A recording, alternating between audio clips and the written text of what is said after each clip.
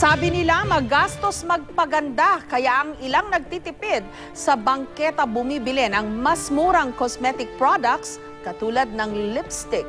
GMA News investigates, ligtas nga bang gamitin ang mga produktong ito? May report si Maki Pulido. Ang mga lipstick na ito naglipa na sa iba't ibang bangketa at mall sa Maynila. Pero di hamak man na mas mura kumpara sa mga kilala o branded na produkto, ang hindi alam ng marami, delikado sa kalusugan ang ilan sa mga ito. Sa mga sample ng lipstick na nabili ng GMA News sa Quiapo at Divisoria, 2 ay kabilang sa listahan ng mga delikadong produkto ng Food and Drug Administration o FDA. May mataas na sangkap ng lead, isang nakalalasong kemikal.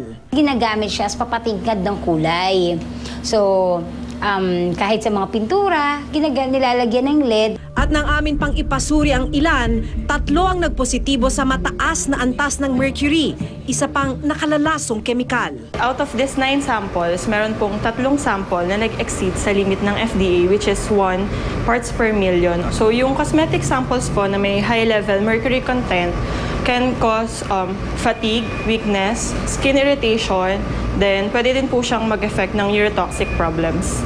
Karamihan rin sa mga lipstick na ito, walang product notification mula sa FDA. Ibig sabihin, hindi rehistrado sa ahensya at hindi dumaan sa kaukulang testing na hinihingi ng gobyerno. Sa pakikipagtulungan ng FDA sa iba pang mga ahensya, umabot na raw sa 37 milyong pisong halaga ng mga kontrabandong produkto ang nasabat sa mga raid nito sa Metro Manila noong 1 taon.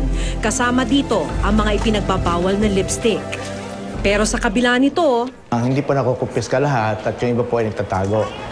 Ang kongpo rito, habang may bumibili, may nagbebenta. Nakikita po kasi ng mga mamimili na mas mura siya, pero hindi po nila alam na yun po ay hindi ligtas.